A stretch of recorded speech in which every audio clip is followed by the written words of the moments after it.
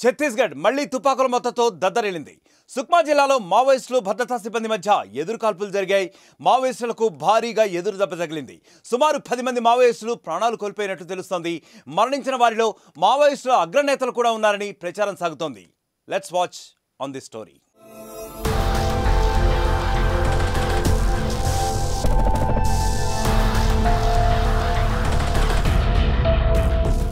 భారీ ఎన్కౌంటర్, మృతుల్లో అగ్రనేతలు. ఛత్తీస్గఢ్లో మళ్లీ తూటా పేలింది. పోలీసులకు నక్సలైట్లకు మధ్య జరిగిన ఎదురుకాల్పుల్లో అగ్రనేతలు ప్రాణాలు కోల్పోయినట్లు సమాచారం. సుక్మా జిల్లాలోని అటవీ ప్రాంతంలో మావోయిస్టులు ఉన్నట్లు పోలీసులకు పక్కా సమాచారం అందింది. ఈ మేరకు ప్రత్యేక ఆపరేషన్లో భాగంగా కూంబింగ్ నిర్వహిస్తున్న భద్రతా దళాలకు మావోయిస్టులు తారసపడ్డారు. దీంతో భద్రతా దళాలు మావోలకు మధ్య ఎదురుకాల్పులు జరిగాయి. ఛత్తీస్గఢ్ అడవుల్లో మరోసారి భారీ ఎన్కౌంటర్ జరిగింది. సుక్మా జిల్లాలోని అటవీ ప్రాంతంలో తుపాకుల మోత కలకలం రేపింది. మావోయిస్టులు పోలీసులకు మధ్య జరిగిన ఎదురుకాల్పుల్లో 10 మంది మావోలు మృతి చెందినట్లు ఛత్తీస్గఢ్ పోలీసులు అనుమానిస్తున్నారు. మృతుల్లో కీలక నేతలు కూడా ఉన్నట్లు పోలీసులు తెలిపారు. ఈ ఎన్కౌంటర్లో 10 మంది మావోయిస్టులు మృతి చెందినట్లు పోలీసులు చెబుతున్నారు. సుక్మా జిల్లాలో భద్రతా దళాలు మావోయిస్టుల మధ్య ఎదురుకాల్పులు జరగడంతో హై అలర్ట్ ప్రకటించారు. సుక్మా జిల్లాలోని అటవీ ప్రాంతంలో మావోయిస్టులు ఉన్నట్లు పోలీసులకు పక్కా సమాచారం అందింది. ఈ మేరకు ప్రత్యేక ఆపరేషన్లో భాగంగా కూంబింగ్ నిర్వహిస్తున్న భద్రతా దళాలకు మావోయిస్టులు తారసపడ్డారు. దీంతో భద్రతా దళాలు మావోయిస్టులకు మధ్య ఎదురుకాల్పులు జరిగాయి. ఒకరిపై ఒకరు తూటాల వర్షం కురిపించుకుంటూ ఇరు వర్గాలు భీకరంగా పోరాడుతున్నాయి. ఎదురుకాల్పుల్లో 10 మంది మావోయిస్టులు మృతి చెందినట్లు పోలీసులు అనుమానిస్తున్నారు. కొన్ని మృతదేహాలను ఘటనా స్థలంలో గుర్తించినట్లు భద్రతా దళాలు తెలిపాయి. అలాగే మృతుల నుంచి భారీ ఎత్తున ఆటోమేటెడ్ ఆయుధాలు, AK-47 సహా పేలుడు పదార్థాలు కూడా స్వాధీనం చేసుకున్నట్లు తెలిపారు. ఎన్కౌంటర్ కొనసాగుతున్నందున మృతుల సంఖ్య మరింత పెరిగే అవకాశం ఉన్నట్లు భద్రతా దళాలు తెలిపాయి.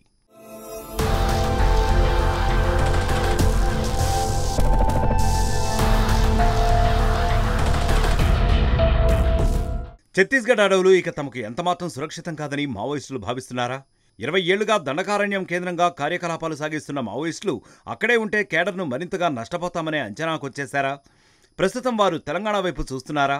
కొన్నాళ్లుగా దండకారణ్యంపై కేంద్ర ప్రభుత్వం ప్రత్యేకంగా దృష్టి పెట్టడం, పలు విభాగాలకు చెందిన కేంద్ర బలగాలతో విరామం లేకుండా కూంబింగ్ నిర్వహిస్తూ ఉండటం, తరచూ భారీ ఎన్కౌంటర్లు జరుగుతూ ఉండడం, పెద్ద ఎత్తున ఉద్యమకారులను కోల్పోతూ ఉండటంతో మావోయిస్టులు పునరాలోచనలో పడ్డట్లు సమాచారం. ఇటీవలే కేంద్ర హోంశాఖ మంత్రి అమిత్ షా నక్సలిజంపై కీలక వ్యాఖ్యలు చేశారు. జార్ఖండ్, బీహార్, తెలంగాణ, ఒడిశా, ఆంధ్రప్రదేశ్, మధ్యప్రదేశ్, మహారాష్ట్రల్లో మావోయిస్టుల తీవ్రవాదం అంతమైందని, ఛత్తీస్గఢ్లోని 3-4 జిల్లాల్లో ఈ సమస్య కొనసాగుతోందని అన్నారు. దాన్ని కూడా అణచివేసేందుకు కృషి చేస్తామని అమిత్ షా పేర్కొన్నారు.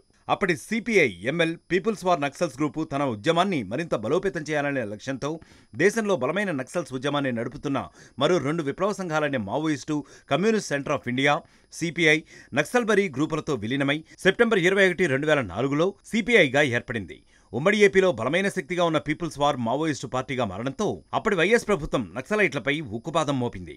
ఫలితంగా అప్పట్లోనే మావోయిస్టులు ఛత్తీస్గఢ్కు మకాం మార్చారు. ఈ క్రమంలో సెప్టెంబర్ 21వ తేదీ నుంచి అక్టోబర్ 30వ తేదీ వరకు 20 ఏళ్ల వార్షికోత్సవాలను మావోయిస్టులు జరుపుకుంటున్న నేపథ్యంలో శుక్రవారం ఆ పార్టీకి అత్యంత భారీగా ఎదురుదెబ్బ తగిలింది. నారాయణపూర్, దంతేవాడ అడవుల్లో గతంలో జరిగిన ఎన్కౌంటర్లో 31 మంది మావోయిస్టులు మృతి చెందిన విషయం తెలిసిందే. ఇది మావోయిస్టు పార్టీకి భారీ షాక్గా భావిస్తున్నారు. ఇటీవల పలు ఎన్కౌంటర్లలో మావోయిస్టు పార్టీ పెద్ద సంఖ్యలో కేడర్ను కోల్పోయింది. కారణం 2014లో కేంద్రంలో బీజేపీ అధికారంలోకి వచ్చాక ప్రధాని మోదీ, హోంమంత్రి అమిత్ షా నక్సల్స్ ఏరివేతే లక్ష్యంగా పలు ఆపరేషన్లు మొదలుపెట్టారు.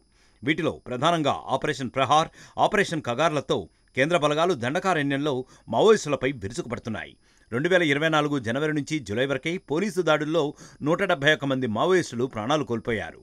ఈ 20 ఏళ్లలో పోలీసు దాడుల్లో 5285 మంది మావోయిస్టులు చనిపోయినట్లు అంచనా. 3.5 ఏళ్లలో 475 మందిని కోల్పోయినట్లుగా మావోయిస్టులు పేర్కొంటున్నారు.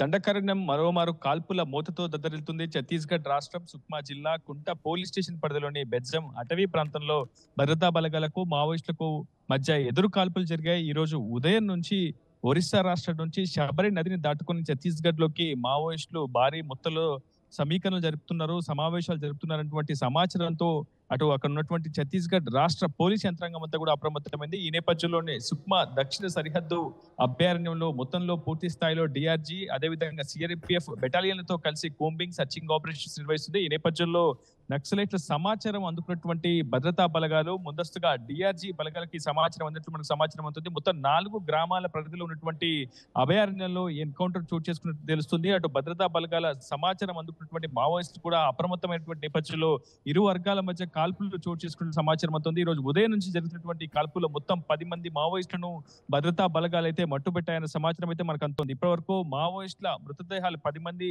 మృతదేహాలు అయితే పోలీసులు స్వాధీనం చేసుకున్నారు. ఇంకా మావోయిస్టు మృతుల సంఖ్య పెరిగే అవకాశం ఉందని కూడా భద్రతా బలగాల నుంచి సమాచారం ఉంటుంది. ఇప్పటికే బస్తర్ రేంజ్ ఐజీ సుందర్ రాజు ఈ అంశాన్ని పరిశీలిస్తున్నారు. ఇప్పటి వరకు ఎంతమంది కాల్పుల్లో మృతి చెందారనే అంశంపై అధికారికంగా ఒక ప్రకటన భద్రతా బలగాలు వెల్లడించినప్పటికీ ప్రస్తుతం మొత్తం 10 మంది మావోయిస్టులు ఈ ఘటనలో మృత్యువాత పడ్డారని అయితే మనకు సమాచారం అందుతుంది. ఇంకా మృతుల సంఖ్య పెరిగే అవకాశం ఉందైతే మనకు సమాచారం అవుతుంది. ప్రధానంగా ఒరిస్సాను ఆనుకొని ఉన్నటువంటి శబరి నదిని దాటుకునే అటు మావోయిస్టులు పెద్ద మొత్తంలో ఛత్తీస్గఢ్ లోకి ప్రవేశిస్తున్నారన్న సమాచారంతో పూర్తి స్థాయిలో కిస్టారం అదేవిధంగా తెలంగాణ సరిహద్దు ప్రాంతంలో కూడా పెద్ద మొత్తంలో అటు ఎస్ఐబితో పూర్తి స్థాయిలో ఎప్పటికప్పుడు సమీక్ష సమావేశాలు నిర్వహిస్తున్నారు. సమాచారాన్ని కూడా షేర్ చేసుకుంటూ సంయుక్తంగా ఆపరేషన్స్ నిర్వహిస్తున్నాయి భద్రతా బలగాలు. ఆ నేపథ్యంలోనే ఈ రోజు కుంట పోలీస్ స్టేషన్ పరిధిలోని బెజ్జం అటవీ ప్రాంతంలో కూడా సర్చ్ ఆపరేషన్ నిర్వహిస్తున్నట్టుగా ఒకసారిగా మావోయిస్టులు తారసపడడంతో ఈ కాల్పులు జరిగినట్లు మనకు సమాచారం అందుతోంది మనోజ్.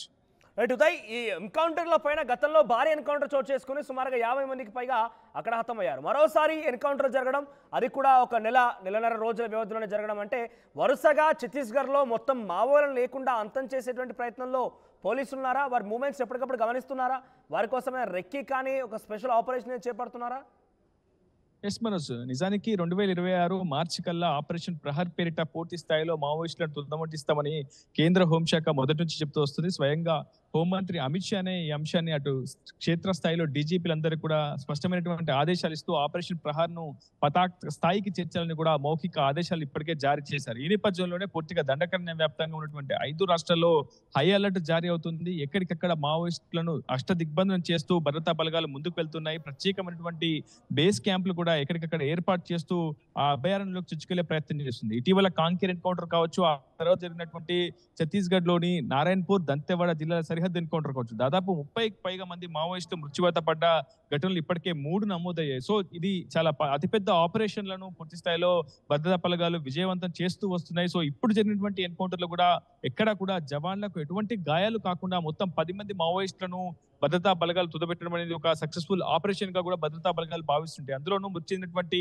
10 మంది మావోయిస్టుల్లో అగ్రనాయకత్వం కూడా ఉన్నట్లు మనకు సమాచారం అవుతుంది. ఇప్పటివరకు ఘటనా ప్రదేశం నుంచి ఒక AK-47, ఒక ఇన్సాస్, అదేవిధంగా ఒక SLR ఆటోమేటిక్ ఆయుధాలను కూడా ఇప్పటికే స్వాధీనం చేసుకున్నారు. దీంతో పాటు భారీ మొత్తంలో డంప్ కూడా స్వాధీనం చేసుకున్నట్లు సమాచారం అవుతుంది. మొత్తంగా 4 గ్రామాలకు సంబంధించినటువంటి ఆ ప్రాంతంలో మావోయిస్టు ఒక సమూహంగా సమావేశమయ్యారు. అక్కడ నక్కి ఉన్నారు, దాగి ఉన్నారన్న సమాచారంతో భద్రతా బలగాలు ఈ సర్చ్ ఆపరేషన్ ను విజయవంతంగా ముగించినట్లయితే మనకు సమాచారం అవుతుంది. ఏదేమైనప్పటికీ మావోయిస్టులకు ఇది ఒక ఎదురు దెబ్బ అని చెప్పుకోవాలి. ఎందుకంటే ఇటీవల జరుగుతున్నటువంటి అన్ని ఘటనల్లో కూడా మావోయిస్టులు వరుసగా ఎక్కువ సంఖ్యలో పూర్తి స్థాయిలో వాళ్ళ సంఖ్యను కూడా కోల్పోతున్నటువంటి సిచ్యువేషన్. ఇప్పుడు జరిగినటువంటి ఎన్కౌంటర్ లో కూడా మరో 10 మంది మావోయిస్టులను పార్టీ కోల్పోవడం పట్ల పార్టీ నాయకత్వం కూడా తీవ్ర స్థాయిలో ప్రతీకారంతో రగిలిపోతున్నటువంటి సిచ్యువేషన్ ఉంది మనోజ్.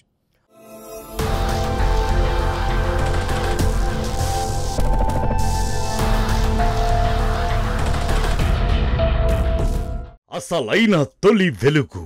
ఫాలో వాట్సాప్ @తొలి వెలుగు official.